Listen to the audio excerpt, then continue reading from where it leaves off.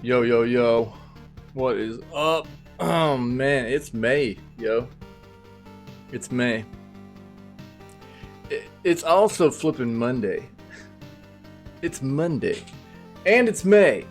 Hope everybody had a good weekend. Sorry. Yeah, a bit late this morning. A bit late. Not feeling super great, man.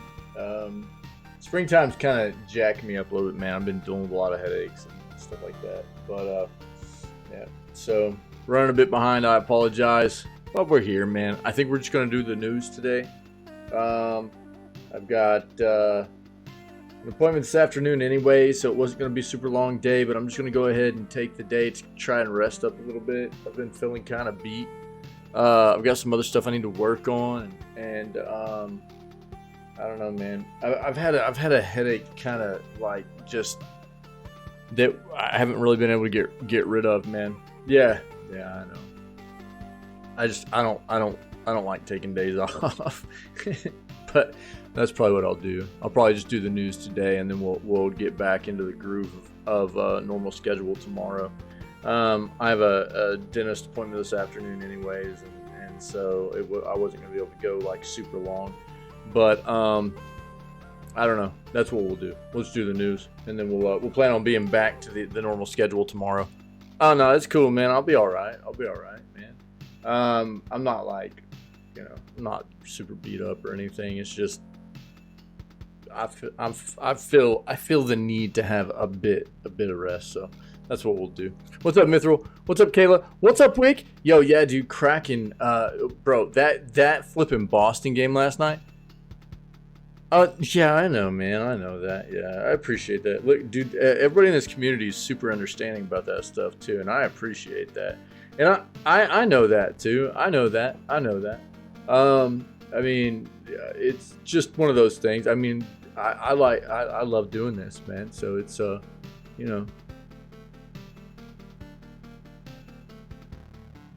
it's not like I don't. It's not as much of like a feeling of obligation as it is a feeling of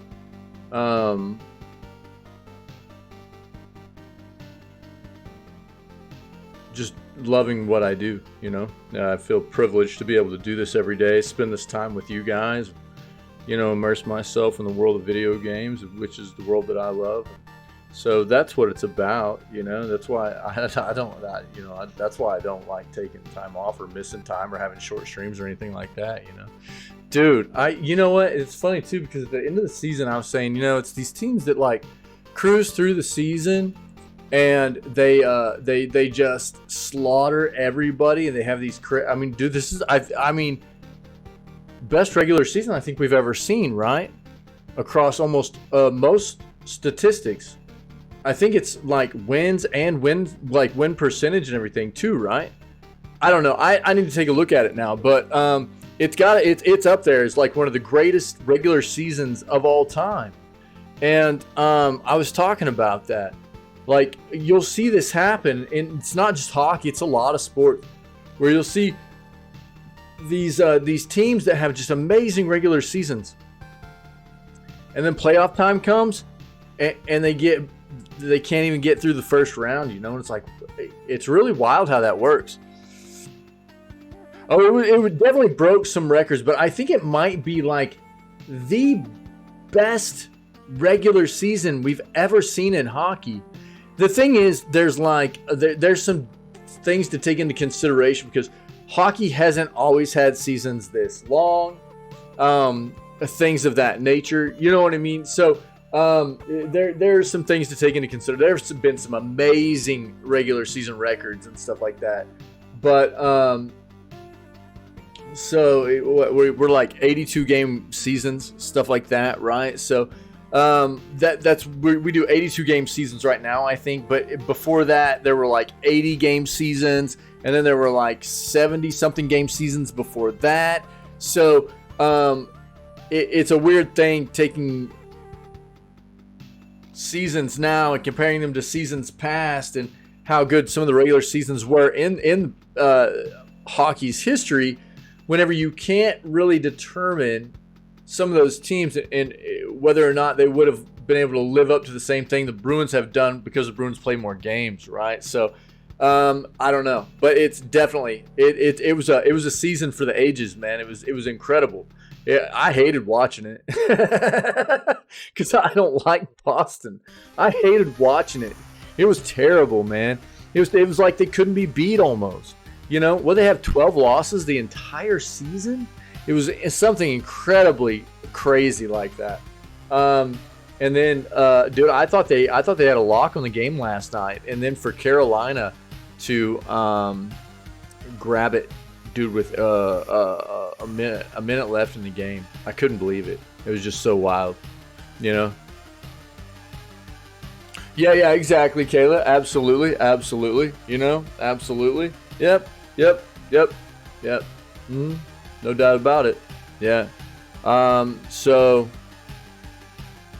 I don't know. It's crazy, dude. It's crazy, and it was crazy to see. The Kraken pulled through last night as well and took down the Avalanche, which are the reigning champions, and that was another kind of big upset right there, which was crazy too. So I don't know, man. It's a wild playoff already. You know, a lot of teams going down to game sevens and stuff. I mean, I'm sorry, it wasn't Carolina. It was flipping Florida. I think I said Carolina, but it was Florida and Boston. I apologize. I got funky head this morning, but yeah, upsets, man, upsets. And I mean, I'll be honest. I really didn't want Dallas to face. I know this is video gaming news, but we're hockey fans around here, man. A lot of us are, so we'll talk about it for a second. I really didn't want my team, which is the Stars, to have to face the Avalanche. I feel like there are a few teams in the league in which I feel like we always have, you know, trouble with. And the Avalanche are one of those teams where I feel like over the past, you know, number of seasons, we've had a really tough time with the Avalanche. And so I'm glad that we're going to be facing the Kraken. It doesn't mean it's going to be a pushover series or anything like that. That's not what I'm getting at. But, you know, yeah, it's a big game tonight for you guys, no doubt about it. There's so many games that have gone the length, you know, of the entire 7 games so far. Either 6 or 7, you know. 6 is a lot more, I mean, like, understandable, like 4 wins right there, you know what I mean? But there's been a lot that have gone to that rubber match of 3-3, and yeah, the Devils are in it tonight, man. So I hope they pull it out for you, Kayla. I hope they pull it out for you. Let's see what's going on, man. Let's see what's going on in video gaming, the video gaming industry, man. Let's see what's up. I hope you guys are doing good. Well, I guess first, man, this is what we got. We're listening to Loop Hero this morning. That's what we're jamming out to, man. Very cool game and very cool soundtrack. Highly recommend going and checking it out, okay? Yeah. See what's up in the news.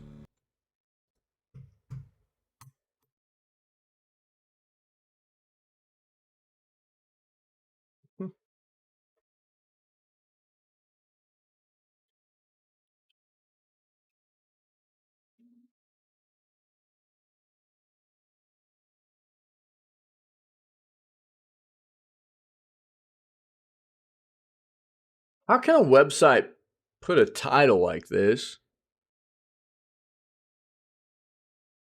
Oh, yeah, that's true. That's true. Yeah. Best video games of April of 2023, and then have Jedi Survivor as the picture to go along with this this site.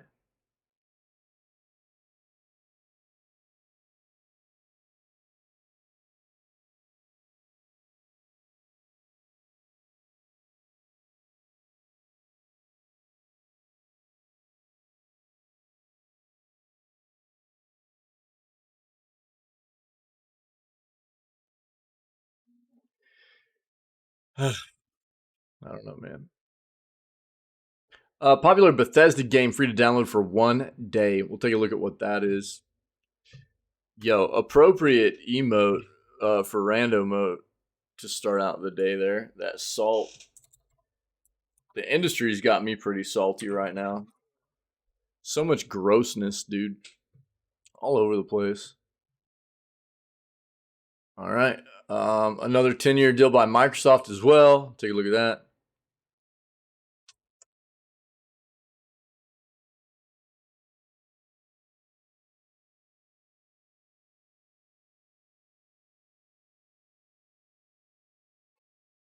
So Tango potentially working on a multiplayer game, huh? Tango's the developer of Hi-Fi Rush. Let's see what they've got going on there.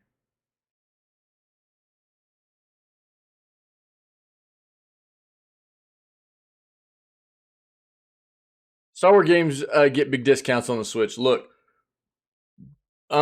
it's May 1st, which means we're 3 days away from May 4th, which is Star Wars Day.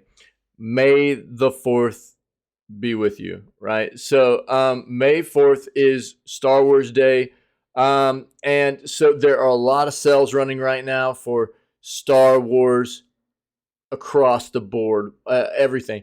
But for what we do here in video games, you can find sales all over the place. All kinds of, Star Wars games are on sale on all major platforms right now. You just need to go take a look. Switch, PlayStation, Xbox, all a bunch of PC platforms like Steam and things like that. So just go take a look.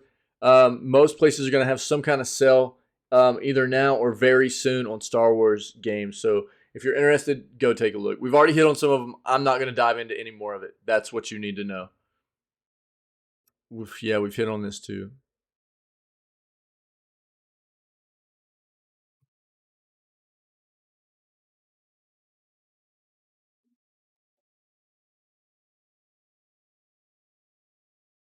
Is the PS5 unbeatable this generation?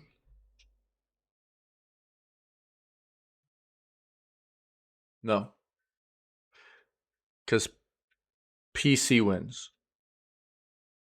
Get wrecked, console.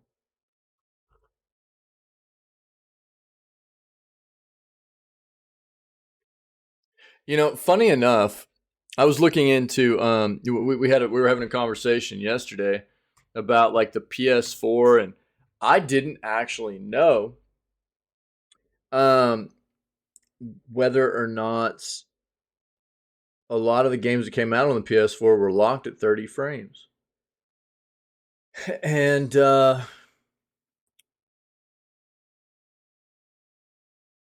did a little bit of research, and what I'm starting to find out is that historically, I guess, from a developer's point of view, in their marketing and the way they look at consumers, what they in the console market, anyways, what they've come to the conclusion of is that most game players on console care more about graphical fidelity of a game than they do about a higher frame rate.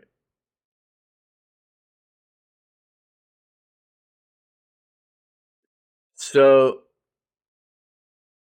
this has resulted apparently in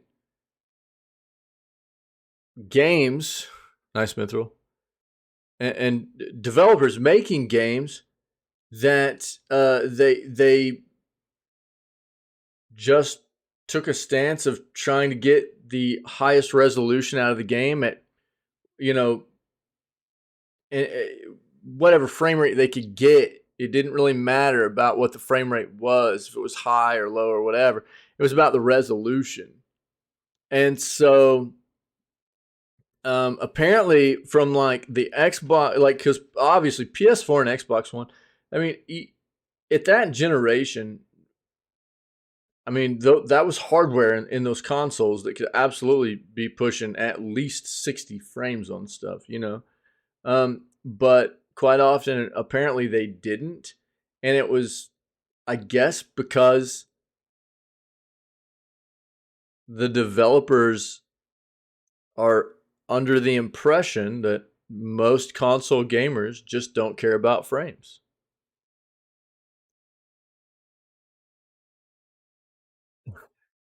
That's why we have 8K, though. though it's near no point still. Yeah. I mean,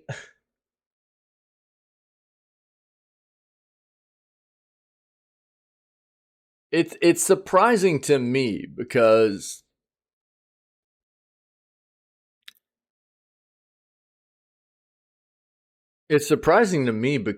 I'm like the exact opposite. I'm the exact opposite. I mean, if I can get a nice resolution at a high frame rate, yeah, I'm gonna go for that.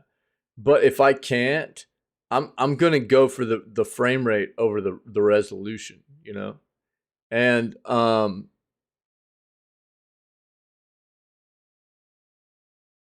guess I assumed that most gamers were gonna be of that same mindset. And I don't know why. I should have just you know, I should have known that a lot of people were going to be of that view that they just didn't really care about frames and all they want's like a high def look. You know what I mean? The more high def, the better. Um, I don't know. I don't know why I'm surprised at that at all, but it was still kind of surprising to me, and I guess that's why we've moved into even this generation of even better hardware, and we've got games that are still dropping at 30 frames locked, and it's like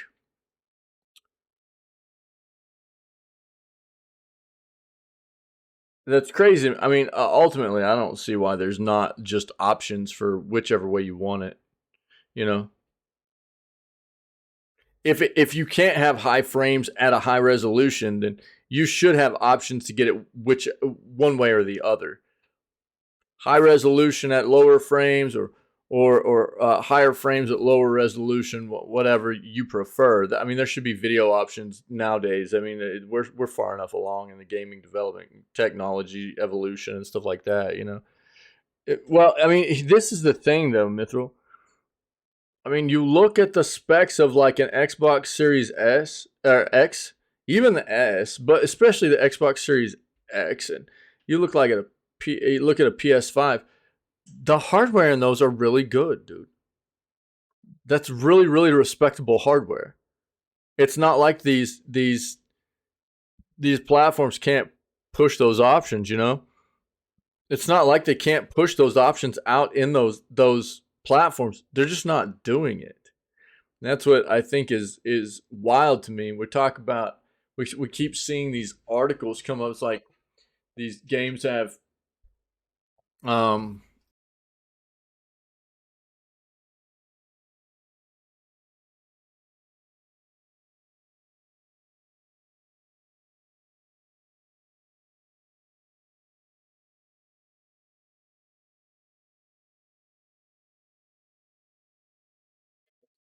um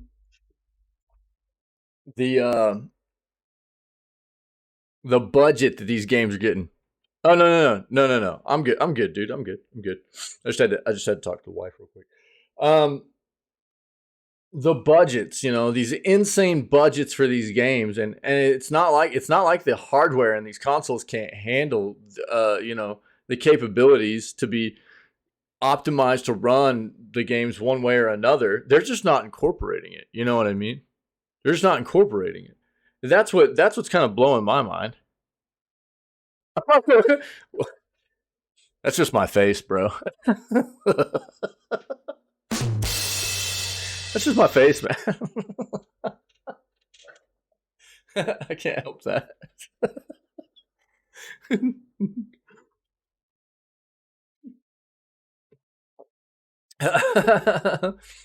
So yeah, I don't know, man. I don't know. It's but I mean, at the same, it's like so. What is the issue then? Like, why is so? If in regards to that, we do have Redfall hitting, and it's locked at 30 frames on both Xbox consoles, but it's not locked on PC. Why is that?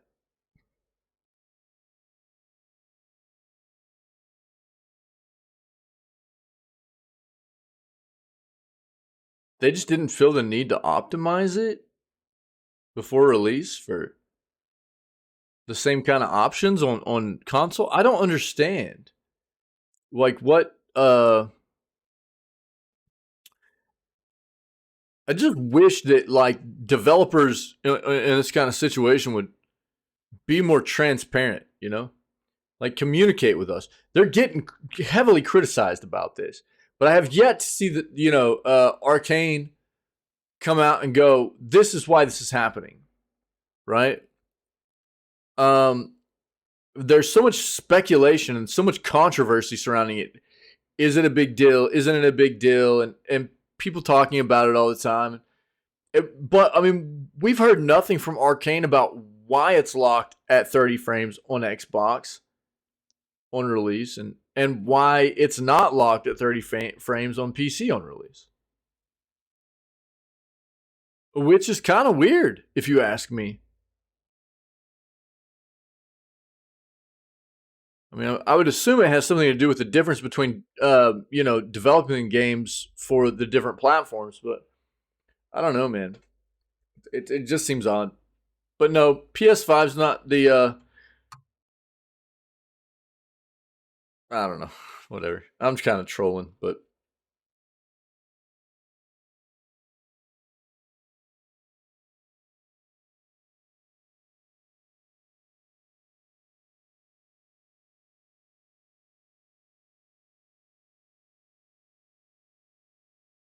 modder doubles FPS in Star Wars Jedi Survivor using DLSS.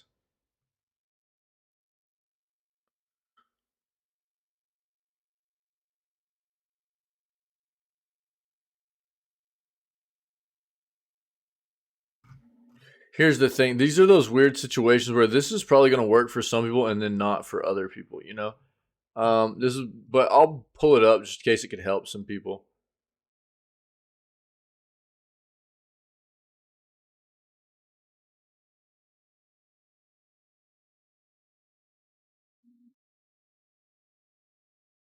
Gamers disapprove of $70 AAA game price. It's unlikely to change. Yeah, we know it's not going to change. If anything, it's going to get worse.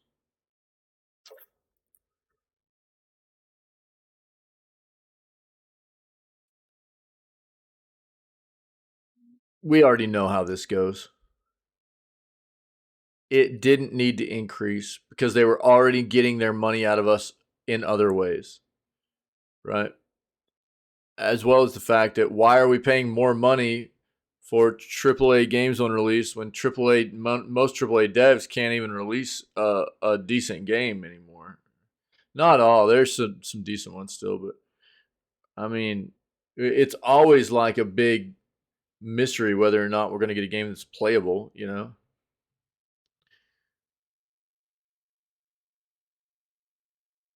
Absolutely, Mithril. Yeah. If people are going to continue to pay it, they're going to continue to push them out for that amount. Oh, people will pay 80? Let's go. Oh, people will pay 90? Let's go. Right?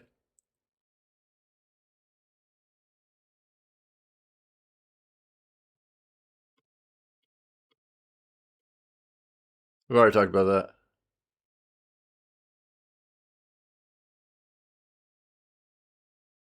And this.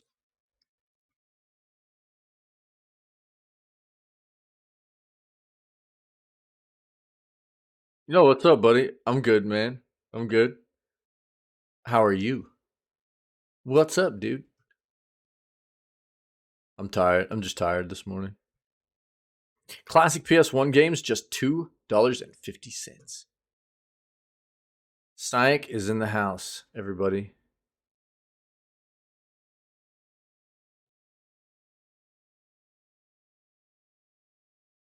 See our other search real quick.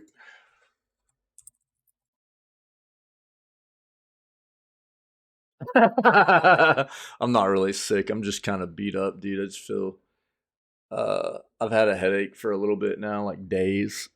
A small headache, but it's a headache. It's one of those annoying headaches. I've had it for like days, and I'm just feeling a little bit spent. So I'm just gonna do the news. Just do the news today. We're gonna start Shadows over Loathing tomorrow. Yeah. I deal with chronic headaches, bro. I see a specialist for my headaches, dude. So it's it's a thing, man. Yeah. It's just it's much better than it used to be.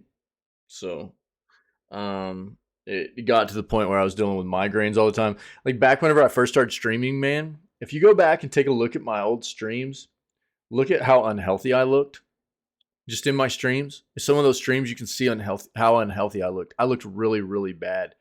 And there was I was dealing with a lot of health issues, man. That was part of it. I was dealing with a lot of migraines. Um, yeah, yeah. Tomorrow, dude. Yeah, I'm not feeling super great today, Tim Wynn. I'm sorry, man. So we're gonna start it tomorrow, man. I'm just gonna do news today, and we'll get back into full streams tomorrow. I just don't feel real well, dude. So I'm just gonna rest. Yeah.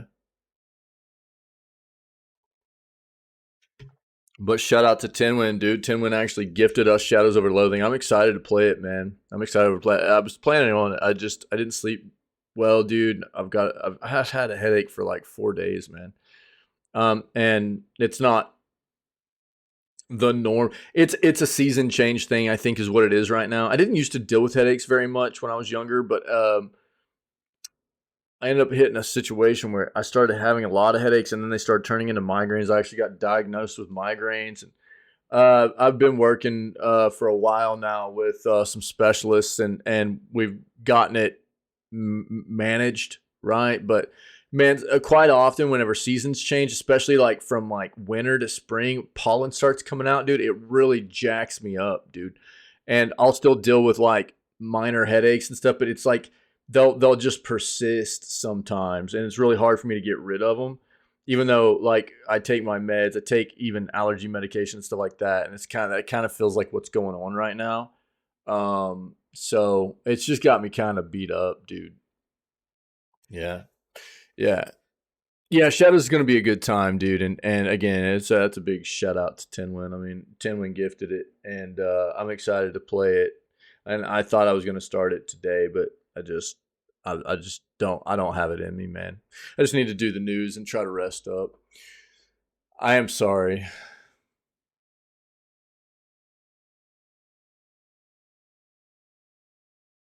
Bro, Super Mario Brothers has busted $1 billion at the box office. That's insane.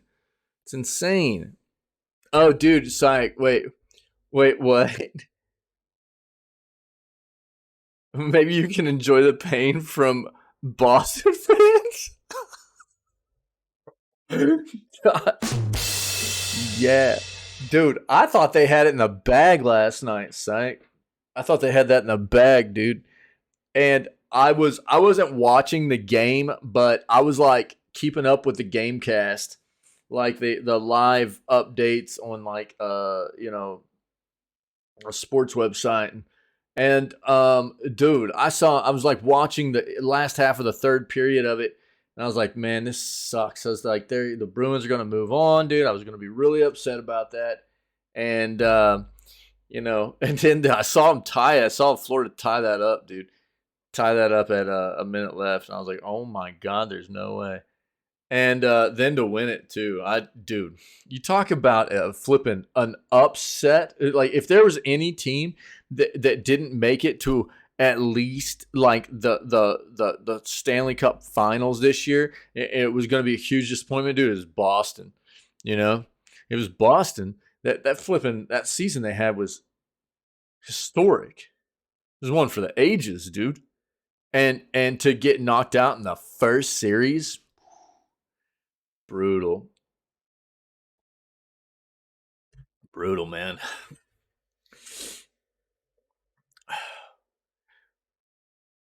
And the Avalanche got knocked out too. Their top seed's getting throttled right now, dude. Dude, so did I. So did I. It was because their regular season was so good. Yeah, that's what I was just talking to Kayla about too. You see those teams do that, right? You see teams, and it doesn't have to be a historic season, but you see those teams that have those regular seasons that are just phenomenal. They're just so hard to take down the regular season, and then they can't perform or they just blow it in the playoffs, you know. And I was calling that too. I was like, it happens all the time, and this is just another example of it. I mean, they took it to a game 7 and they almost pulled it off. They almost got out of that game 7, but they didn't. Yep. Yeah, the playoffs are a whole different thing, dude. Yeah, everything changes, no doubt. Yep, yep. And they couldn't match up to it for sure. Yeah, it was wild. And dude, the Kraken took down the Avalanche too, which I'm glad about that. I didn't want the Stars facing the Avalanche. That's one of those teams for the Stars. I feel like we always have a hard time with. I just I didn't want to have to go against them, and not that the Avalanche is going to be a pushover or anything, but it's just one of those teams that I don't like us playing. It seems like we always have a hard time with them for some reason. So I don't know. A lot of games going to game 7s, man. We got another one tonight. You know, it's good stuff, dude. It's good stuff. It's been good hockey. It's good playoff hockey is insane, man. It's so gnarly. No, I'm not, dude. No, I'm not. Absolutely not. Nope. Nope. I mean, what's not to love, too, dude? They're the Krakens, right? They got tentacles. I mean, we've seen this a couple times here recently now, right? With now the Kraken. First it was the Golden Knight, and the Golden Knights are back in it this year too, right? We just saw them win and start, and they're moving on now. Both the expansion teams, right? So this is only the Kraken's second year, and isn't it? This is their second year in the league, right? And they're into the second round of the playoffs already. It's kind of wild. Yeah, yeah. So I don't know, man. It's kind of nuts. Yeah, I mean the Golden Knights. You know they've been consistently up there in the playoffs and stuff, really, and contention and everything since they came into the league. And now the Kraken too. They didn't have a great inaugural season, I don't think, but here they are year 2, man. You want Vegas out? Yeah. Who do they play now? Do we know who that is yet? I haven't looked at everything yet. I don't have it all straight in my head yet. I don't even know if we know.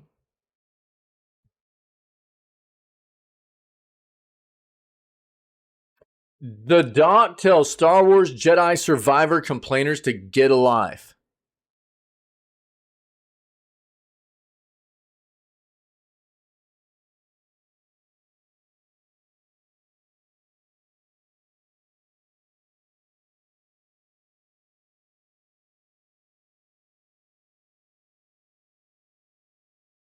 Everything I know about this game is that it's an absolute piece of trash right now on all platforms. And you can't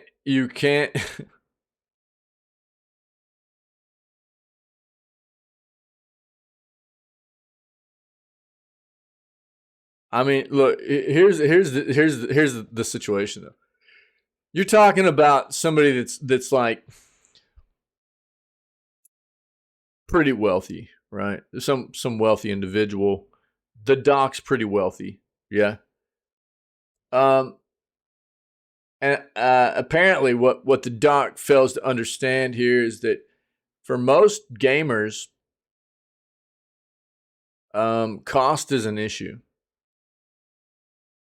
I mean, inherently, $70 is a lot of money just for a game, base edition of a game, a AAA game, and then and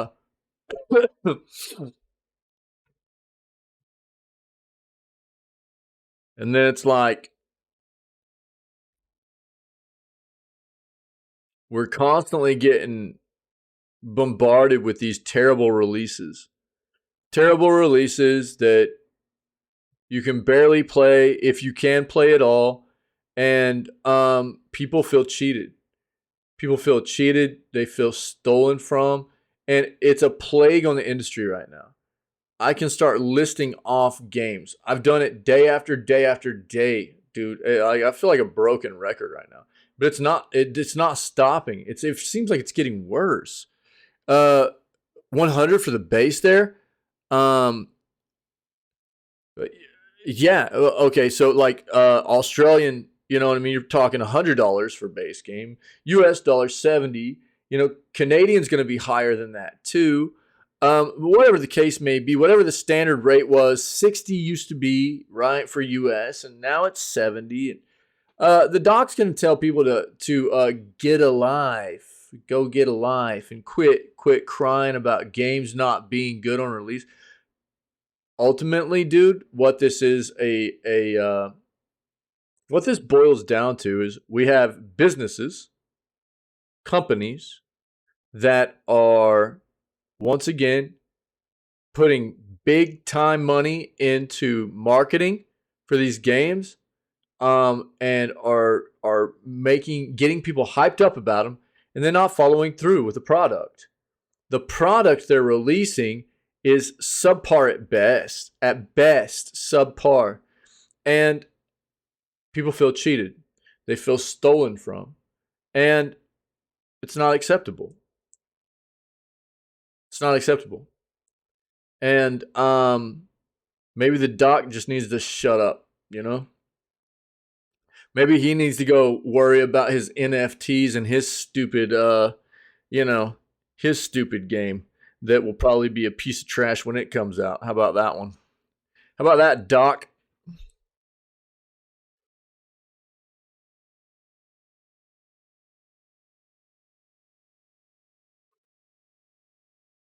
Yeah, yeah, he likes the attention too, no doubt. Yeah, yeah, yeah. I mean, he's got that. He's got that. You know, he plays to that persona for sure. I mean, he's got that personality and everything. But this is the thing that's bad about that, though. I mean, he's got a lot of people that. I mean, he's absolutely an influencer, right? He's an influencer in this industry, in video games and everything. And what that's going to do is it's going to make other people feel the same way, right? Just because he said that, other people are going to go, oh, well, if that's the way the doc feels, doc's cool.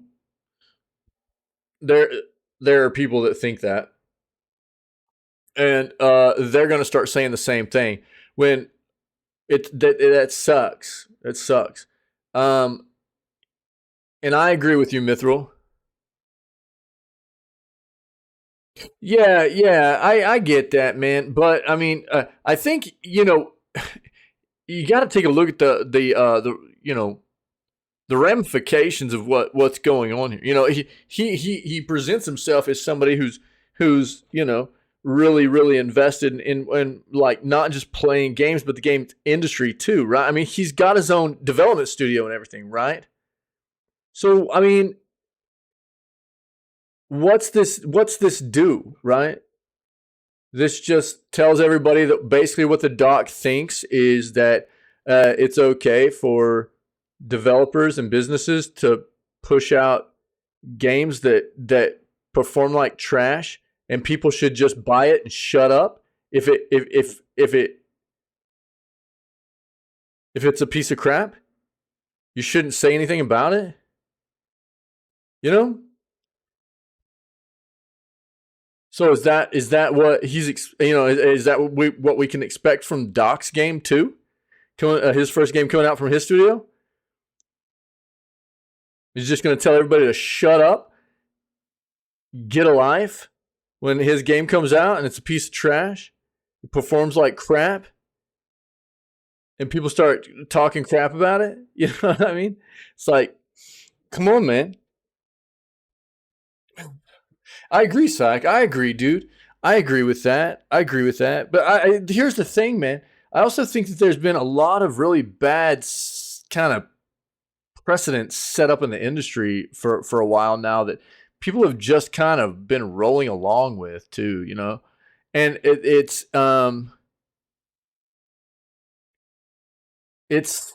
set the groundwork for a lot of scummy stuff to happen. And all this does is make things worse. You know, this kind of thing.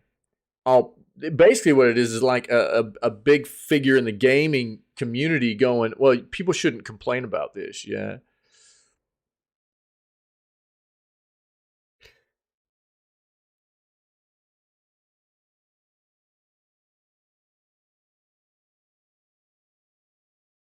Well,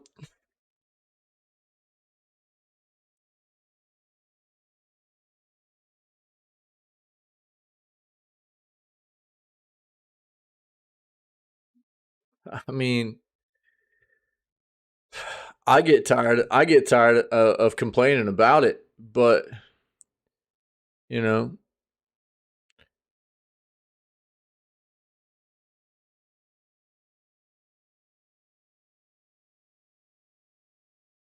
I mean, perfect world, right? I agree. I agree. I agree with both of you. And dude, I've been harping on that for a while, Mithril. People quit buying into the bad devs and the bad games, stuff like that. Then if people don't, if people weren't paying for the bad stuff wouldn't happen, right? But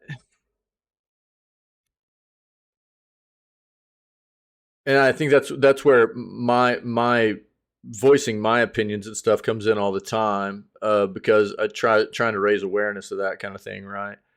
Uh, Uncle Bobby, Uncle Bobby, save us! You know,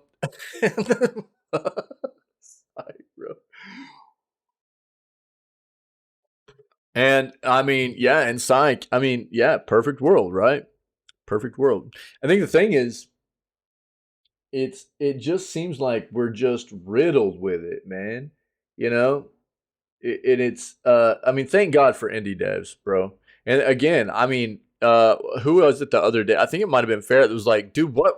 When was the last time we had some AAA games come out that were pretty good? And I listed off a number of them, and I think that's important because it's not fair to be pointing fingers all the time at the bad stuff and not be like shining a light on the good stuff that's happening too, right? That's important. That's important. The devs that are doing good things deserve to be lifted up for doing the doing gamer God's work, as it were. You know what I mean? But we're just overrun, dude, with this bad situation of games just constantly releasing at high price points and terrible quality, man. You know? Oh, bro, I've never thought Redfall looked good. Even before all the other stuff came out about the game, I never thought it looked interesting. I didn't think it looked good. I had worries about some of the other stuff I had heard. Dude, I mean, I always want every game to be good, but I don't know. It's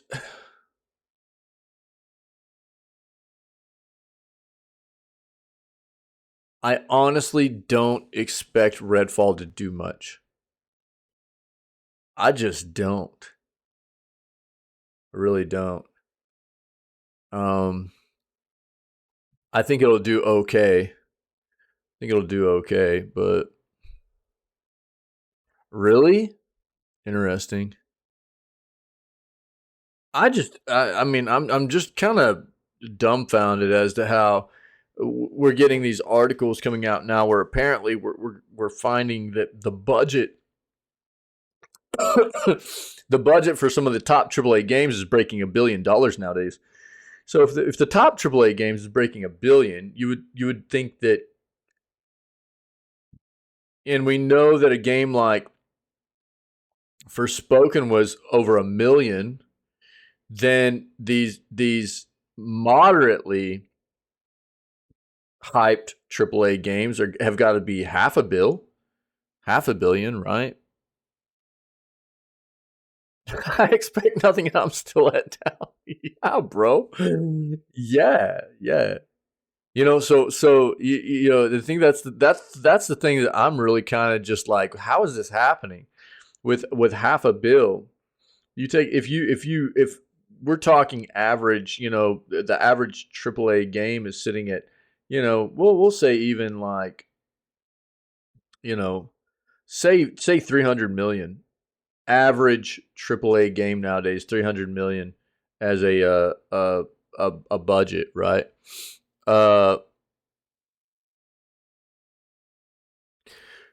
and you break that straight down the middle 50-50, then you're talking 150 million for development and 150 million for marketing as well.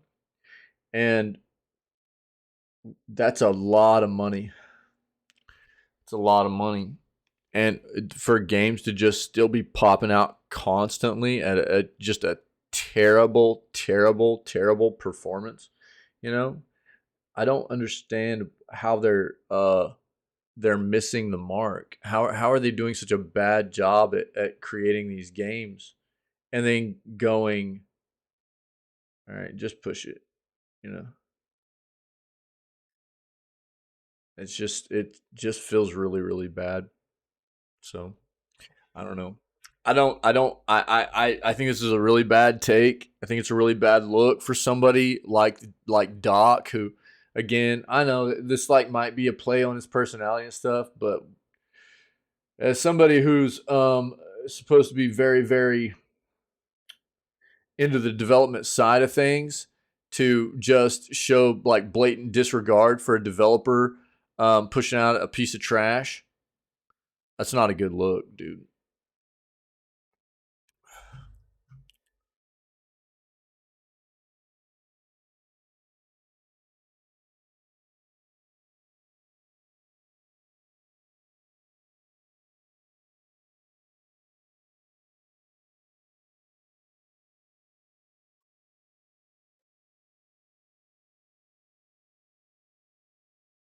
Yeah, I talked about that.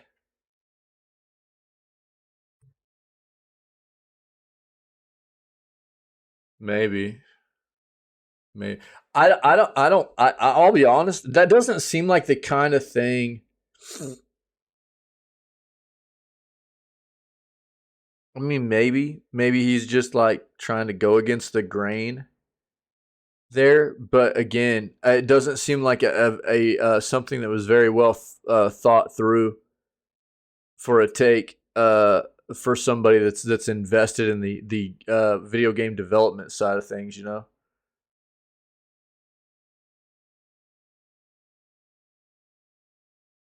Oh, it's terrible, Psych. Yeah, it's really, really bad. Yeah. Yeah, I mean, it's not even just PC, dude. It's console too. It's consoles. It's PC. It's funny enough, it's the higher end PCs also that are having the worst issues. But it's pretty bad. Yeah, I think that the reviews have gotten a little bit better um, since it released. Upon initial release, it was like 30% positive. It was like, there you go, of over 12,000 reviews in about 4 days, it's at 52% positive. It's all over the place, dude. I mean, it's like, yeah, yeah. I mean, and that's something else I've already hit on. It's like, so again, it's not just PC either. It's like Xbox has significant issues. PlayStation has significant issues. This is not one of those things that we've seen a lot of here lately, where like consoles feel really good and PCs really bad, something like that. It's all the way around. It's pretty gross. And what it's even crazier is that they delayed this. They delayed this initially to because they were like, well, it's not ready. Um, the first game on release had issues, and we don't want to be caught in that same situation. So they delayed it, and this is what we this is what got released to everybody, you know. I don't know. It just I don't quite understand exactly how it's I don't think, and again, I think the fact of the matter is like nobody expects a game to be flawless especially on release. People expect there to be some issues that need to be worked out, and that's where I think that the internet and connectivity is such a great thing in today's world of technology and gaming. Games are so big that there's always going to be unforeseen issues and things like that. Being able to use that as a tool to be able to constantly address your product, and whether it be for patching for issues, unforeseen issues, or adding new content or what have you, it's fantastic. But it seems like too many devs to me lean on it as a crutch, and they, even though a game's not ready, they just push it out anyways, and they're like, oh well, we'll just patch it later and try to make it better, and that's not the way that should be used.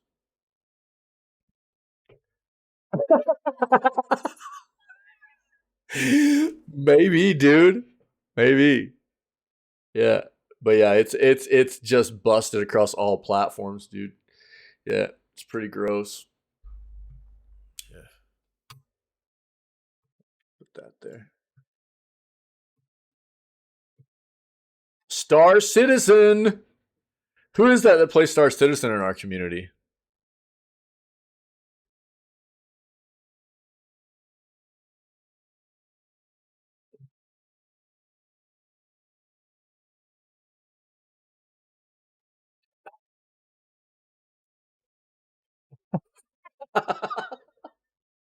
Yeah, yeah. Uh, Star Citizen Alpha 3.19, 3.19 coming next month. Um, this is one of those this is one of those games that is it's a weird situation for me to address. Talk about another game that's had a very large backing and budget on its hands, and is still rolling out alpha content. But luckily enough, we've had Mithril be a part of. Next month means 3+ months. Nice. Okay. Cool. Yeah. Thanks, man.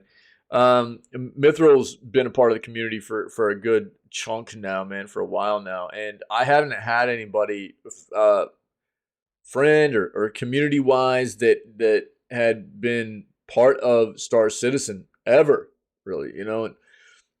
So we've talked a lot about this, and ultimately, for me, I mean, I would love to see them just buckle down and get this game to a finished state where they can add content to it, and quit calling things alpha. The game was supposed to have a full release version in 2014, man. Um, yeah, Mithril, yeah, I get that, yeah. So I don't know. We'll take a look and see what's coming though. I know there's a lot of people that there's been a lot of people that have been turned off by how long, like what I've been talking about, how long a game has been in development, of just like trying to bring a full product to the table for people. It's like modules is what you play, right? And Mithril can tell you all more too. Uh, 2+ years. Yeah. So the game started. It was announced in 2010. Started development 2011. With a projected full release date of 2014. Now we're 9 years later. Still releasing alpha content. Um, well over, yeah, like 600 million at this point, right? Uh, on money raised for the development. Apparently, it's a the developers are really happy. It's a cool place to work. People dig being a part of creating the game, and that's cool to hear. That's good to hear. But it seems like one of those situations where they keep coming up with like new ideas to add to the game, and so they keep reaching and reaching and reaching and reaching and reaching without like necessarily like focusing in and finishing things before they keep reaching, you know. And so I think that that's been a turnoff for some people. And so instead of having like this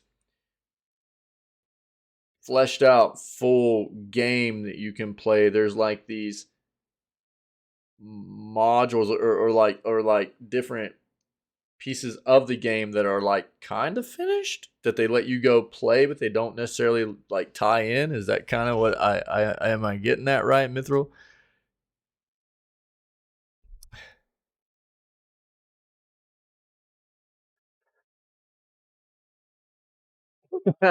Really, dude? Yeah. Okay. Yeah. Yeah. Yeah. So I don't know. We'll read it. We'll read about what's coming on this patch, though. Yeah. Yeah. Okay. Okay. Thanks, man. Armored Core 6 fires a Rubicon 10 years too late.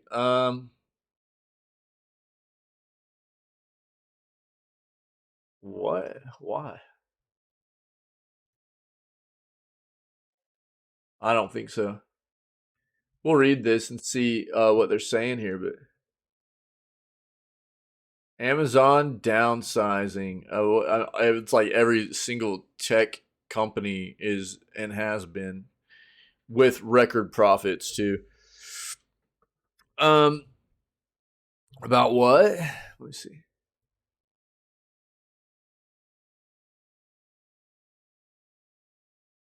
I don't know if oh, you're talking about the are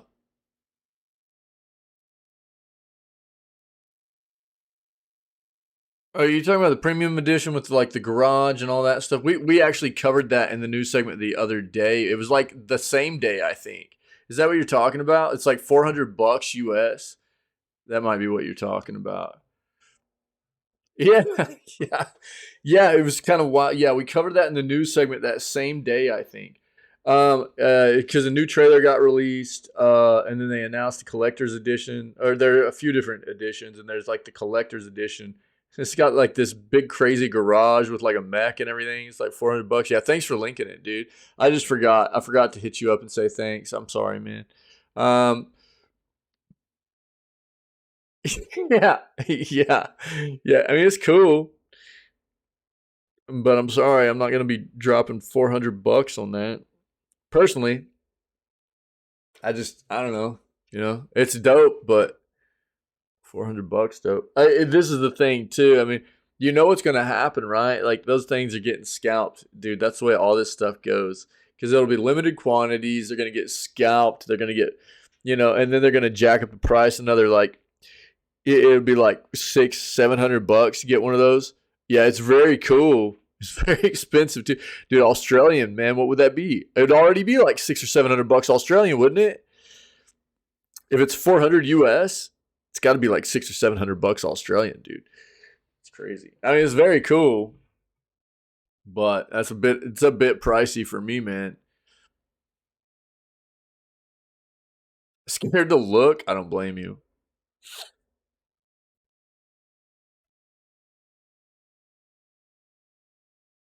Red Dead Online completely unplayable on PC right now. Interesting. Okay.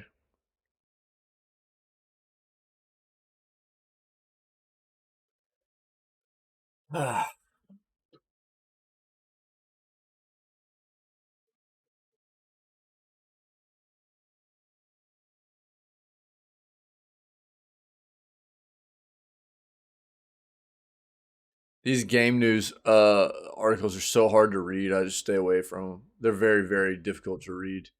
They're like translated to English, and they're brutal to read most of the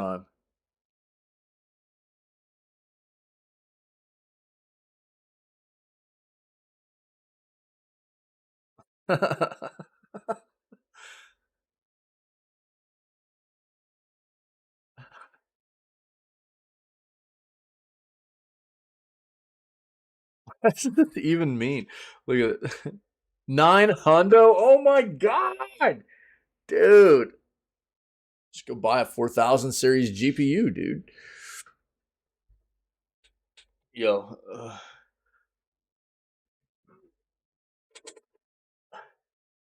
you guys ready for this? Does it cost more than just buying a cheap gaming device that houses 16 gigabytes of RAM and 32 gigabytes of RAM? Bro, what? What does that even mean, dude?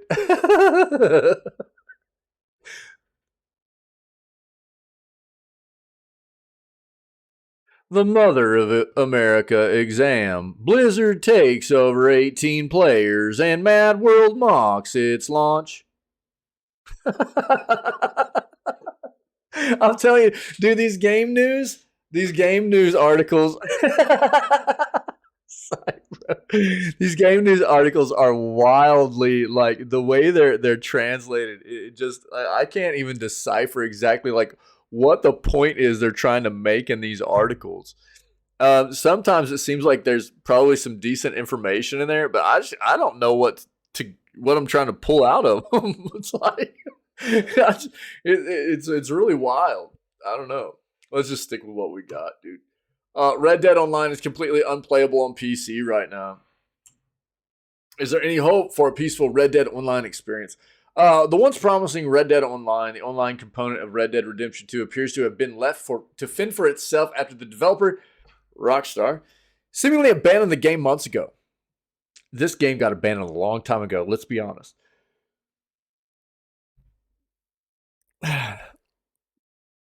Yeah. Uh, so to be fair, this game really took a hard. I mean, I wouldn't even say like just a backseat. It's like it got thrown in, like all the way to the back of the bus. Um, so that Rockstar could just focus all the time on GTA 5 online. You know, there were a lot of people that liked playing this game online, Red Dead Online, and they were always throwing a fit, man, because anytime updates would come out, they were always for GTA 5 online, and there was never anything for Red Dead Online for like the past 2 years, man. And it was like GTA 5 online would get all kinds of stuff. And at the same time they'd be like, "Yo, we put a new bounty mission in Red Dead Online and you can go get some new tan chaps." Everybody would be like, "What is going on, dude?" Like, oh man, it was just like I was seeing stuff all the time over the past like especially about a year and a half to about half a year ago, man, that whole span there, it was just there was all kinds of stuff coming out all the time about how Rockstar just didn't really give a crap about Red Dead Online.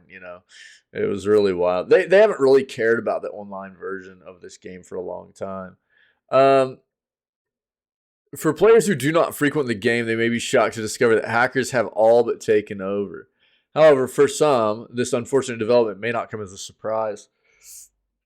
More attempts at reading the terms of service.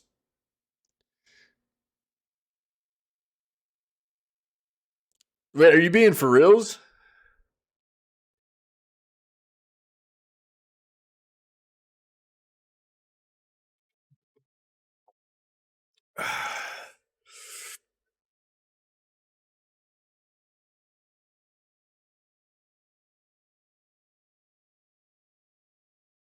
Or am I just misinterpreting? Dude, I'm so jacked this morning. I'm out of it.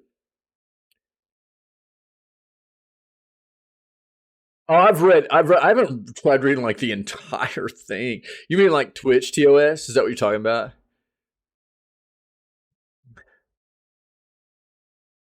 I think that's what you're talking about, right? Twitch TOS.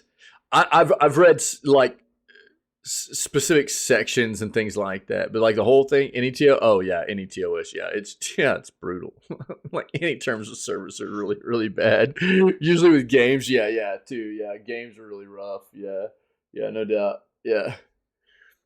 Have you ever played Grounded? By the way, Mithril's about to start blowing up. Watch. The once promising Red Dead Online, the online. Wait, well, sorry, I already read that. As highlighted by a Reddit user, M6 No Juice, and reported by Gamer, the chaos that PC players now face is unprecedented. In a video clip, the town of Valentine is shown engulfed in flames, with towering walls reaching from the ground to the sky, and players seemingly floating among the clouds. No.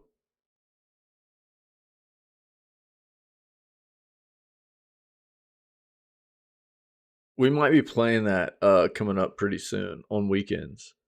It looks like it's going to be me, Mithril, Pinky, and it's a 4-player jam, dude. So I don't know. Look into it if you're interested. It's supposed to be really good. We had a lot of fun doing like Valheim together and stuff. So it's that like survival base building, all that stuff. Why?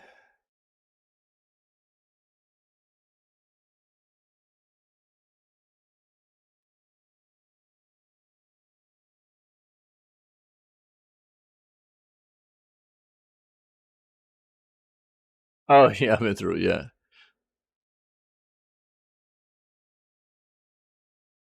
No, I didn't. I said Mithril, me, and Pinky.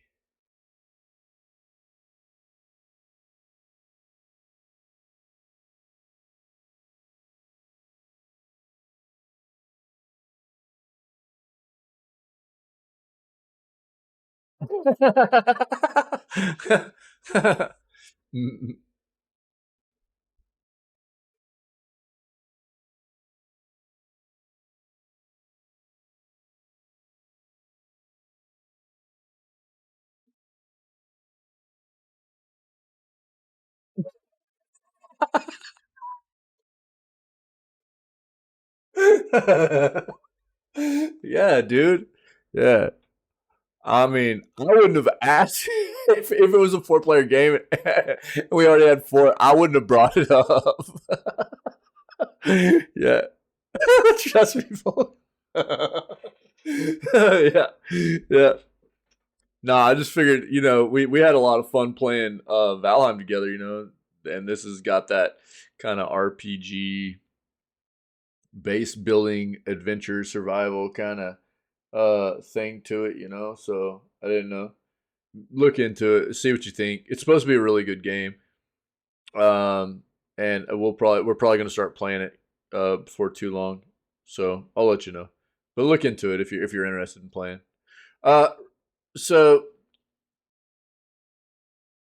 it appears that Red Dead Online is facing a similar fate to its sibling GTA Online, where public lobby. We're going to be doing it on like weekends too, man. So, are you playing Valheim right now? Nice, dude.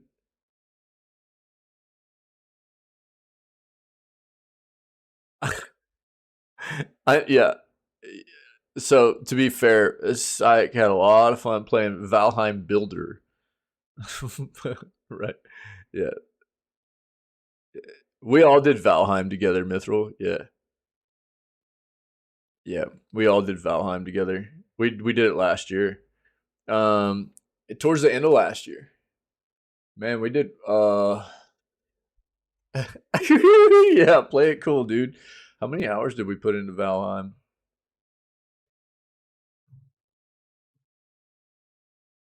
Like 276 hours. We did a pretty nice long playthrough, man. Yeah. It was like me, Pinky, Stike, couple of other people. Was it Varia? Yeah. It was fun, man. We had a great time. It appears that Red Dead Online is facing a similar fate to its sibling GTA Online, where public lobbies have become nearly unplayable due to rampant hacking. Rockstar Games has done little to combat the wave of hackers, tarnishing the gaming experience. Some players have even requested a private friends-only lobby feature so they can enjoy the game exclusively with their friends. While solo lobbies do exist, determined hackers have been known to follow players from one lobby to another, rendering the solution ineffective. Red Dead Online's vast and living open world had immense potential, but it appears that Rockstar Games lacked the drive to help it reach its full potential. In July of 2021, they announced the withdrawal of resources from Red Dead Online to focus on the development of GTA 6. For players seeking a hacker-free Red Dead Online experience, they can try one of the many servers available through mod clients like RedM, which offers a range of dedicated servers. Role-playing servers provide a more immersive and serious experience, although they are only available on PC. The question remains, will Rockstar ever address the issues plaguing Red Dead Online, or will it forever remain a chaotic Wild West ruled by hackers and cheaters? I would say the latter. They don't really care. They don't really care. So much better than GTA. You know what? I haven't played Red Dead 2. I own it too. I bought it at the end of last year. I bought it, and I want to play it. I love the original Red Dead, and I would love to get a playthrough of Red Dead 2 in. Yeah. Yeah. Yeah.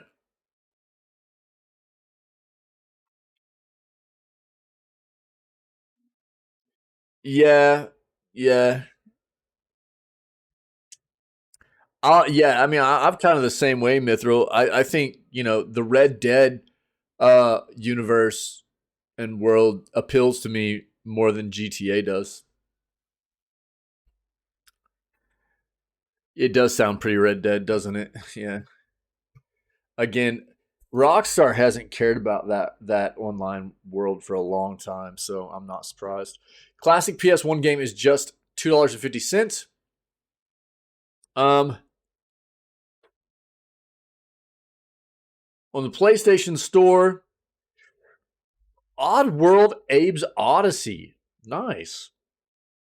One of the highest rated games of its year, yeah. The Oddworld series continues to this day as well, though it's not as relevant as it used to be. That said, if you remember Oddworld Abe's Odyssey and are interested in checking it out again, now is a great time because it's the aforementioned $2.50 game.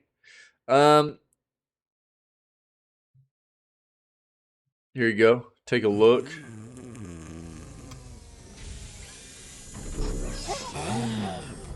Just because life is doomed. Agreed, dude. Yeah, agreed. That's really good.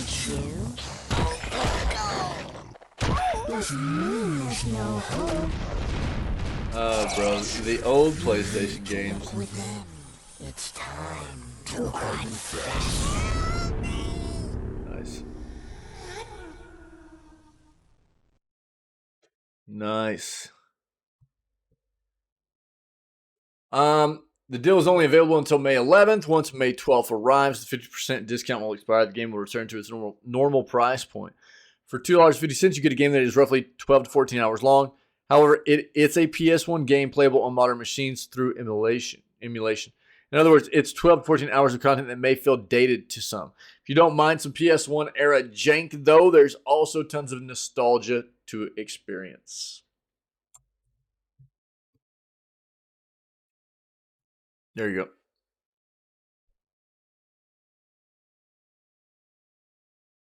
Oh yeah, yeah, dude, Mistlands.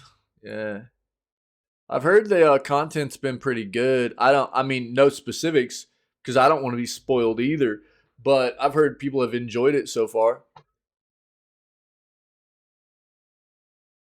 for the most part, anyways. Star Citizen Alpha 3.19 coming next month. Spectacular new video shows overhauled Lorville. Star Citizen developer Cloud Imperium Games revealed a couple of new videos about the growing space simulator, its upcoming content. First video shows the centerpiece of the upcoming Alpha 3.19 version, which is overhauled the overhauled city of Lorville on planet Hurston. Not only what we get to see is definitely spectacular, but we get the confirmation that Alpha 3.19 is scheduled for next month. One of the most interesting and welcome elements of this overhaul is that restricted zones have been changed to be as low as possible, allowing players to fly between buildings and opening some interesting racing opportunities. Hopefully the lesson learned from the rather rocky launch of Alpha 3.18 will help us have a smoother experience with the next major update. Second video focuses on an extensive interview with animation director Steve Bender, speaking about his work on the game. You can check both out below. Here, we'll watch this. 15 minutes. No, we won't. No, we won't. Sorry. It's a bit too long.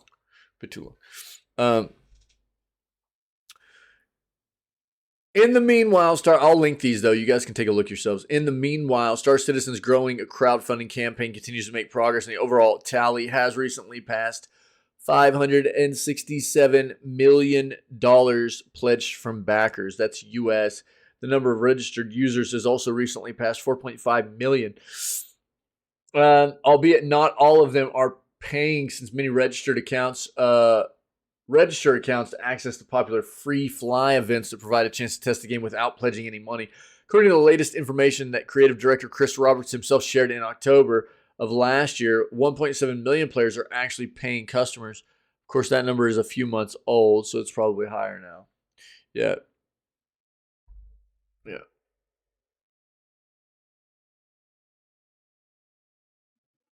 But I'll link these for you guys. That's a very long video for the news segment. So here you go.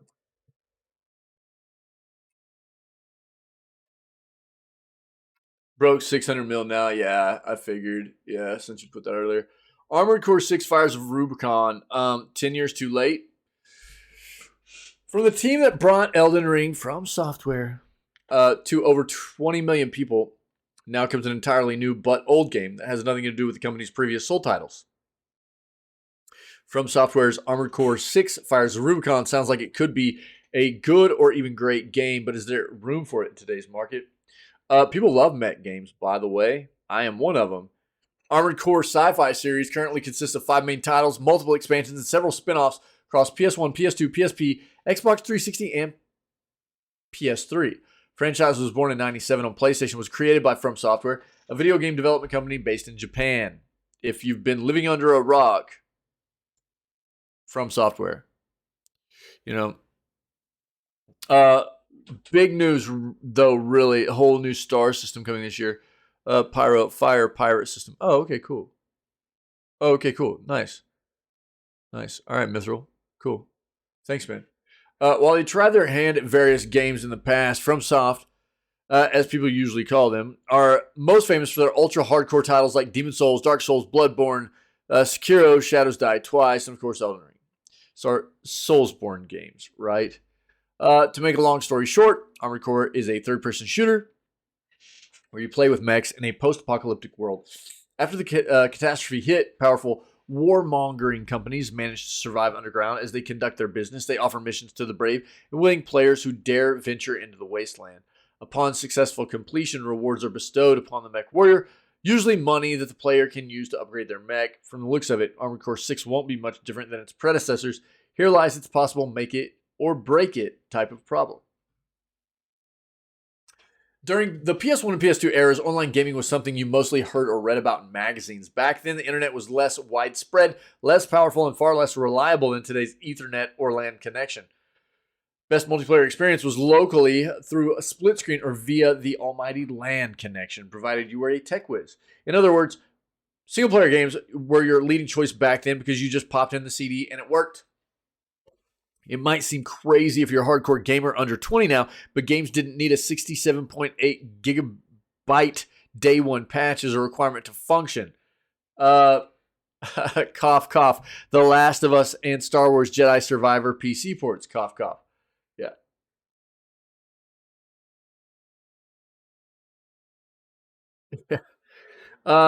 This being said, Armored Core is no stranger to online play. The 2001 Armored Core 2, Another Age expansion on the PS2, was the first time the series featured an online mode through broadband. It failed for all intents and purposes because people needed to hook up an extra internet adapter to their PS2 console to make it work. It wasn't until Armored Core 4 in 2006 on PS3 that they gave online another go. Marked the first time where this feature truly worked as intended. Later in 2008, Armored Core 4 for Answer expansion for AC4 was released with an online cooperative mode. It wasn't a critical or commercial success, but the concept was there at least. In Armored Core 5 of 2012, the single-player component made way for the online mode by having less offline content and more of the multiplayer sort. In AC5, you could have teamed up with 19 other players for some good old-fashioned post-apocalyptic mech mayhem. A co-op mode was also included. The following Verdict Day expansion from 2013 was the last Armored Core title to have come out, but things will change on August 25th when Bandai finally launches the long-awaited, that's the publisher, right? Launches the long-awaited 6th iteration of the previous generation of consoles, but also on PS5, Series, Xbox Series X and S, and the PC. Look, man, From Software is pretty bad about their PC releases. Elden Ring sucked on PC on release too, so as much as I love mech games, and as hyped as I am about this game, I won't be playing it day one. Because their PC releases are traditionally not good. So what will the new entry be like, and most importantly, will it be Souls-like? Based on everything we officially know at this point, it's hard to predict, but some telltale signs could point in this direction. Yeah, we've already kind of heard that.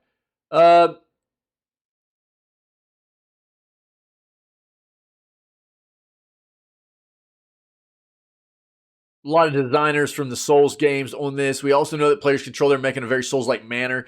Approach a fight using long-range gunfighting style, but switch to a melee stance anytime.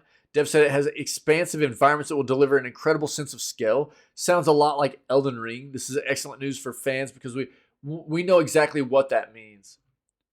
Another Souls gameplay mechanic you usually find on a boss is Stagger, which has also been transferred to AC6. Simply put, hit an enemy enough times in quick succession, you will temporarily stun them. Speaking about bosses, they will be enormous. As for the regular enemies, Yamamura said we'll be facing huge combat helicopters, heavily armored mobile turrets, and unmanned heavy demolition machinery that's programmed to indiscriminately crush intruders. According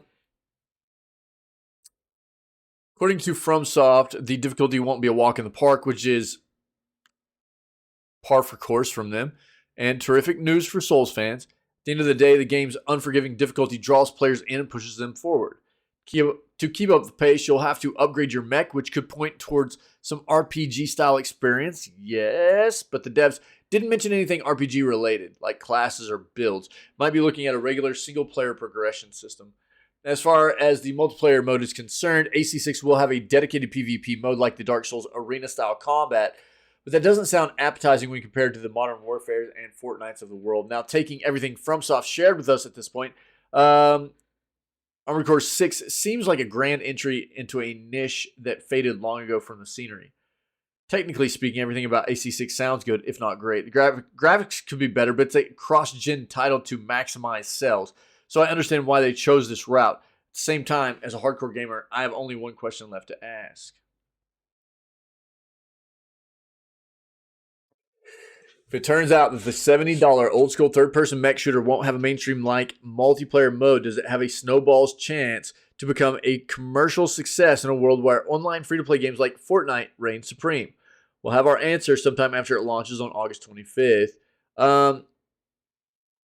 where we'll find out how well it sells, right? Look, the fact of the matter is, okay, if they remain radio silent, it could be because their title underperformed and didn't meet projections or estimations. With an untested experience like this, reviews and streamers' impressions will also factor into its success. The only downside is the $70 price tag. That's the industry, right? So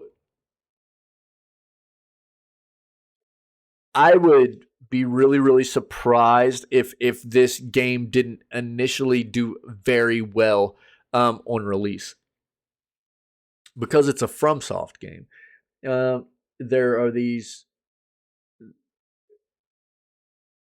There's this following of people that just love FromSoft games, and they do a very good job most of the time. The content's really good. Elden Ring did not feel good on release on PC. I will stand by that through and through.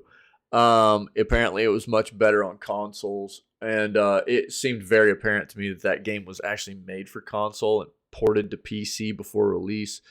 Um, there were just a lot of indicators for that. So it wasn't like Cyberpunk bad, and from what I'm hearing, like I wouldn't say it's like it was as bad as maybe something like Jedi Survivor, but it didn't feel good. There was a lot of frame drop, a lot of stuttering, things like that. So, uh, but it's a FromSoft game, and that's one of those developers that you get gamers all the time that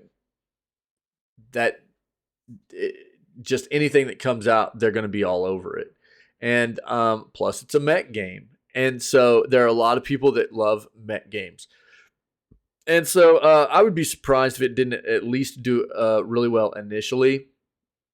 And then moving forward, I mean, it will depend on what the content's obviously, the impressions of the game for the people who initially buy in, and what they're telling everybody about, is the content good, and is it performing, is the game performing well and stuff like that. But I would say the chances of it having good content and performing pretty well are probably pretty good, seeing as how it's a FromSoft game, So, but we'll see. It's not too far away, man. There's a trailer in here and stuff too if you want to watch this. And also, I mean, if you want the collector's edition, you just have to fork over like $400 US or $900 Australian.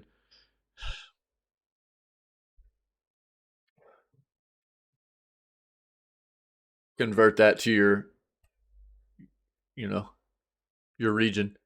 Popular Bethesda game free to download for 1 day. Popular Bethesda game is free to download, but the deal is set to expire on May 1st, which is unfortunately tomorrow. Did this not come up in Discord, dude? Yo.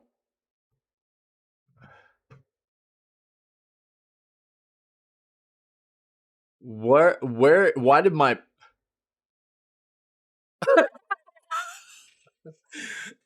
Yeah, dude. Yeah. Yep.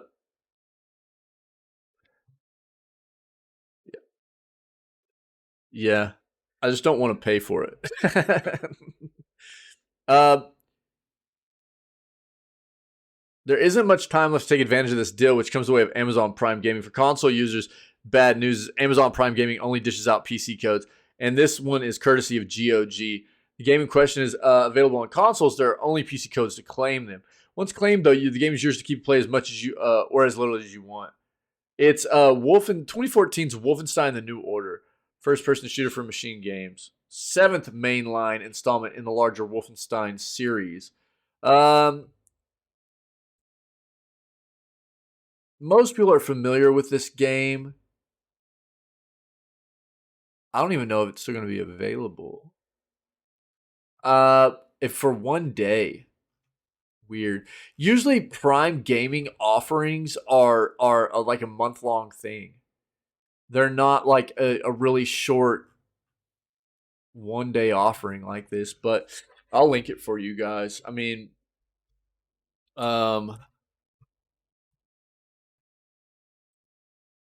try to take advantage, and you can take a look at the trailer for the game, stuff like that. But I don't know if it's still going to be available or not. Take a look, see if you can grab it. GOG is a great platform, especially for like a game like this that's single player. Having games like this is great on GOG because they are DRM free, which is fantastic. So Microsoft announces another 10-year cloud gaming deal in the wake of the UK Competition and Markets Authority blocking Microsoft's proposed $69 million acquisition of Activision Blizzard on the grounds of stifling competition in the growing and dynamic market for the cloud gaming services. Microsoft has secured another 10-year arrangement with a cloud gaming provider. This time, the provider is Inware. As announced on Twitter by Microsoft Vice Chair and President Brad Smith, the move comes after a number of other recent deals with the cloud gaming platforms, including Boosteroid and EE, NVIDIA. There's a number, which were secured in the month prior to the CMA ruling.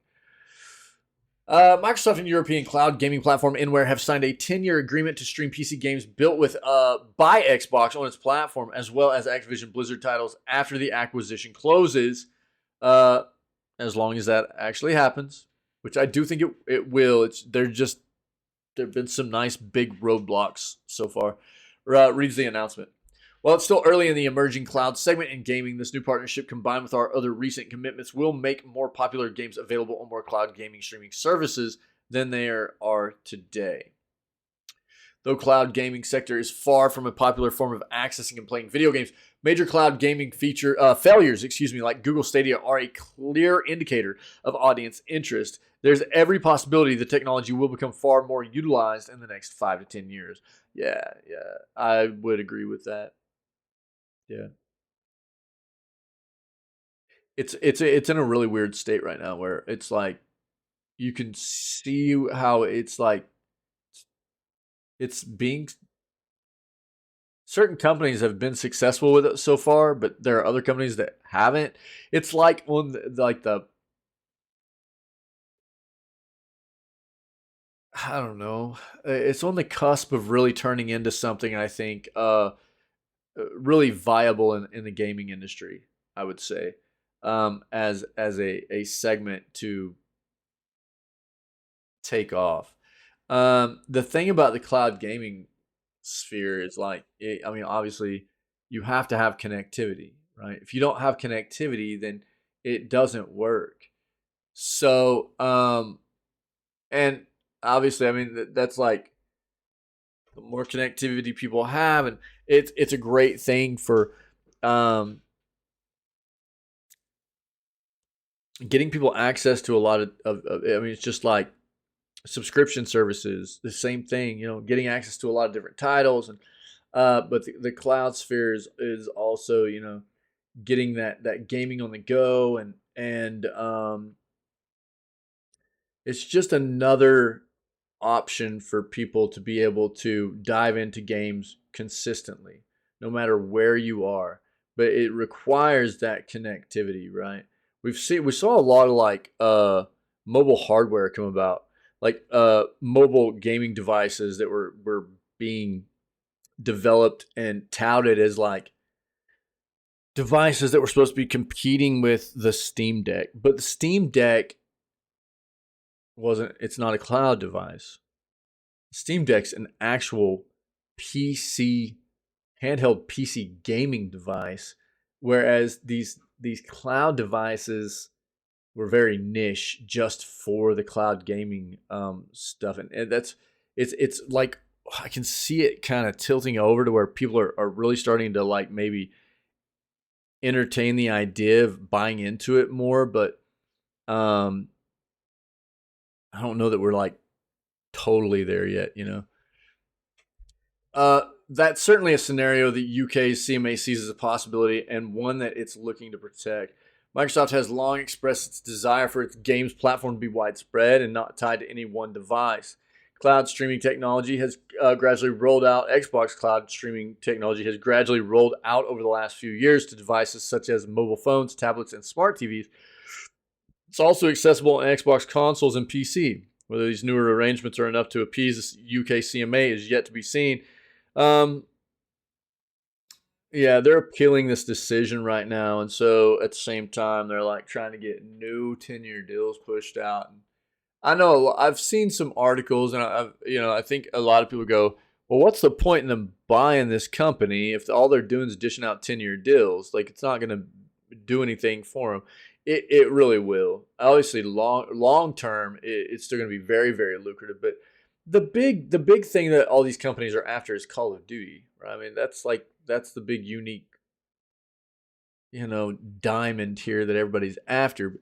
I mean, you're talking about Activision Blizzard. The portfolio that company sits on is insane, and what it will do for Microsoft and Xbox, is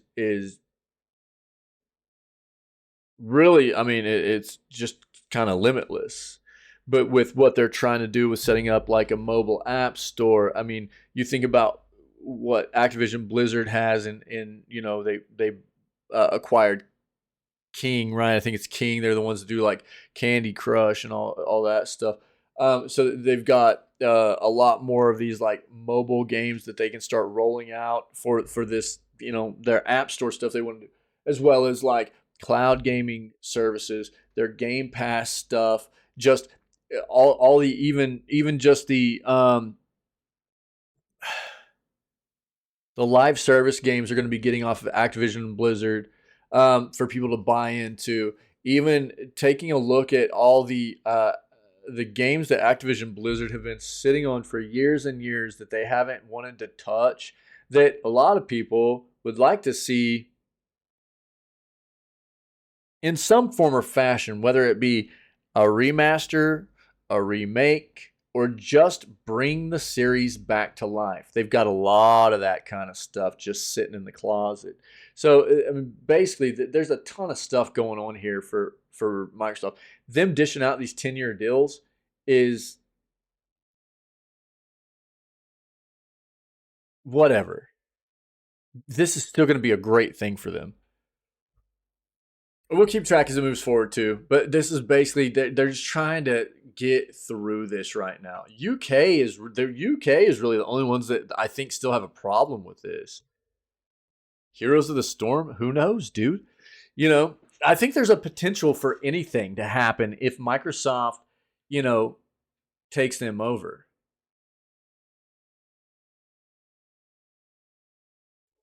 Who knows?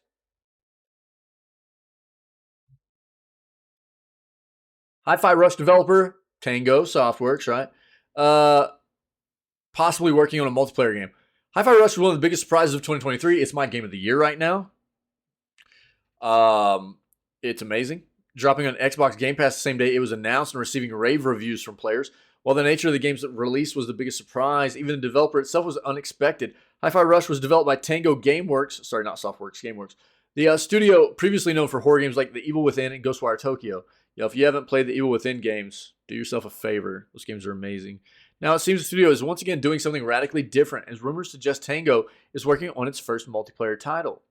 While all rumors should be taken with a grain of salt, this one originates from a job listing at Tango. Tango's parent company, ZeniMax. As noticed by posters on the Gaming Leaks and Rumors subreddit, the position is for an environmental designer, and one of the requirements is for, quote, experience in multiplayer game development. Unfortunately, it could be a very long time before we even know what this project is, let alone get to play it. Tango was founded by industry veteran Shinji Mikami, best known as the director on the original Resident Evil game and the producer of several follow-ups, including RE2, 3, Nemesis, and Resident Evil Code Veronica. After founding Tango, Mikami served as executive producer on Evil Within 2, Ghostwire Tokyo, and Hi-Fi Rush. Bethesda confirmed back in February that Mikami will be leaving the studio at some point in the coming months, but it's unclear if he will be serving in any role on any of Tango Gameworks' titles before that point. Whatever the next game from Tango might be, the studio has clearly earned the trust of players. Hi-Fi Rush fans would undoubtedly like to see more from that universe. There have been rumors about a third game in the Evil Within series. Please, man. I'll even admit, I was turned off by Hi-Fi Rush, large in part because I just wanted it to be Evil Within 3. I've apologized for that time and time again, and I will continue to do that. It was unfair of me. And as somebody who constantly talks about how I want to see more devs show their ability to create games that are outside of their norm, right? I shouldn't have looked at it like that. Whenever we first saw, because it was there was a was it the Xbox? I think it was the Xbox showcase at the end of January, right? Where this was showcased, or they announced this at, and it released the same day. And I was like, Tango, where's Evil Within 3? And instead of looking at this the way I'm always talking about wanting to see developers approach game development and try to show us that they've got the skills to bring new, unique content to the table. I was just kind of jaded by it not being Evil Within 3. And they blew it out of the water. I mean, Hi-Fi Rush was amazing. It was amazing. And um I will say that, like, since I played Evil Within, both of those games, I've been a big fan of Tango. And now after playing Hi-Fi, I haven't played Ghostwire Tokyo, but after playing Hi-Fi Rush, I would say that Tango is right. I mean, up there on the list of like favorite developers at this point. And I'm really excited to see what they're planning on doing next. Not even considering it being Evil Within, just knowing now that they've got this versatility and being able to bring different kinds of gaming content to the table, and it for it to be good. Look, a lot of people liked Evil Within. Ghostwire Tokyo reviewed very well. I don't think it was um I don't think it necessarily sold all that well or anything, but it was a pretty well reviewed game. And then Hi-Fi Rush, it absolutely killed it. I mean, I think for a lot of people that's game of the year right now. So I don't know. I'm excited. I think that they've proven to a lot of people that they are one of that there are still big developers in the industry that are doing good things. And I mean, you talk about big developers that dropped a game at a $30 price point also, so where we're seeing all these other games, big hyped up marketed games get dropped at a $70 price point. And I mean, we talk about it all the time right now. They feel gross, they feel bad, whether it be The Last of Us Part 1 or Wo Long or Jedi Survivor or Wild Hearts, or I mean, the list goes on and on and on and on and on. Yeah, and then you get something from a big developer, a notable, reputable developer like Tango that didn't feel the need to market the game and shadow dropped it on us. And it was fantastic. So I'm really excited to see what comes next.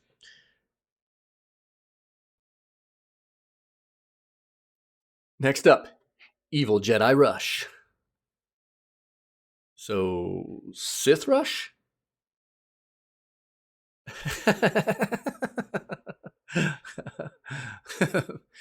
All right, man. This is the last this is the last article I have. Let me know if you guys have anything else you want to talk about before we finish up this news segment today. Modder doubles frames per second in Star Wars Jedi Survivor using DLSS. Those with 4000 series NVIDIA cards could be getting much better performance.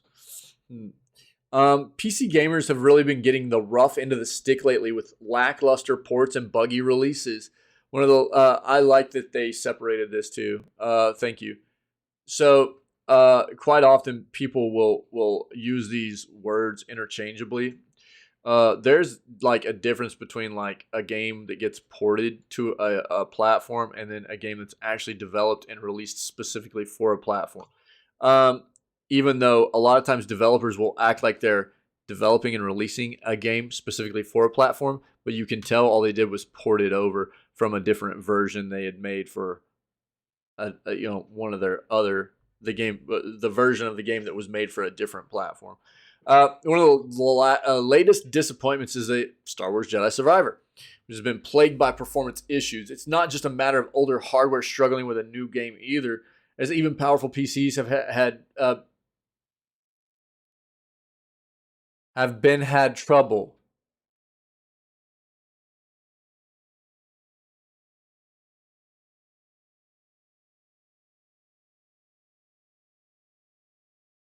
As even powerful PCs have had trouble. All right, dude. All this has earned the game a mostly negative rating on Steam.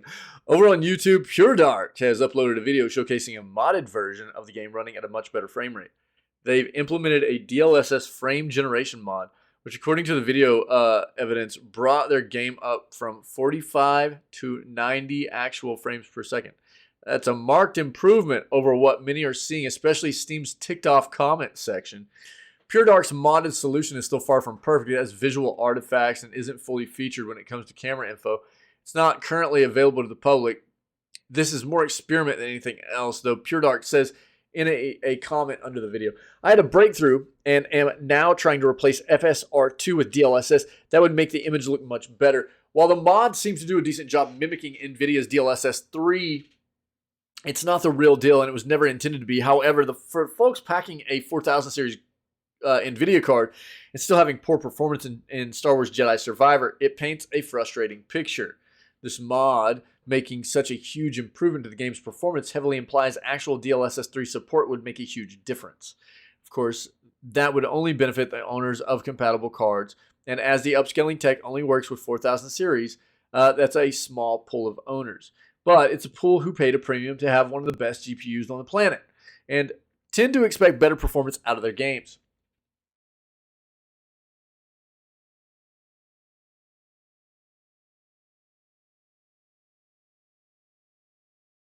Likely Respawn hasn't included DLSS 3 support due to AMD sponsorship. While Jedi Survivor doesn't support NVIDIA's upscaling, it does work with AMD's FSR2, but that doesn't appear to be helping much either. Jedi Survivor has been patched since launch, but it still has some egregious issues to fix. EA has released a pseudo apology, citing high-end hardware running Windows 10 as one of the bigger issues.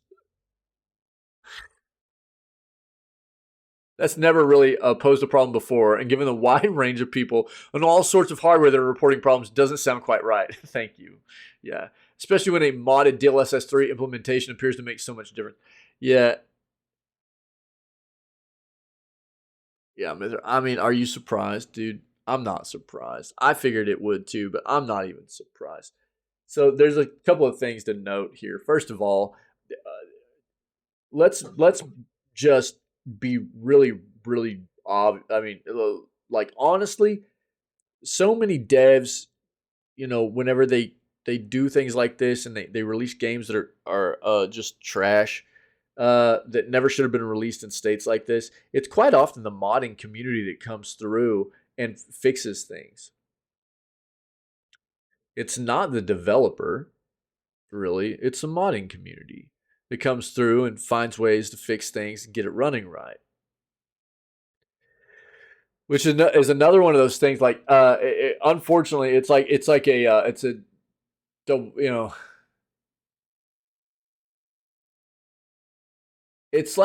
win-lose scenario. So if people get to play the game, which is great. Whenever mods fix things, and that's amazing, dude. And I appreciate that so very much. I know a lot of other people do too. There's a great modding community, just all the way around in for gaming, and they do great work, man. It's good stuff.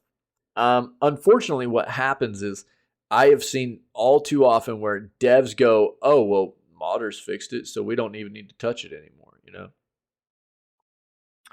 So, rather than still work on fixing the game, the way they should, they just kind of go, well, people can go grab mods and, make it run better or whatever. We don't need to mess with it anymore. It's whatever. So, that I've seen that happen a lot anyways. And, I don't know. Yeah, again, also this whole like,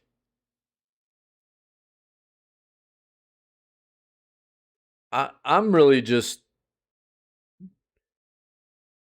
first and foremost this like plague on the industry of bad releases is just, I don't know what's happening, but it's terrible, and I hope so much that it stops, but I don't see it stopping. It's like we hit high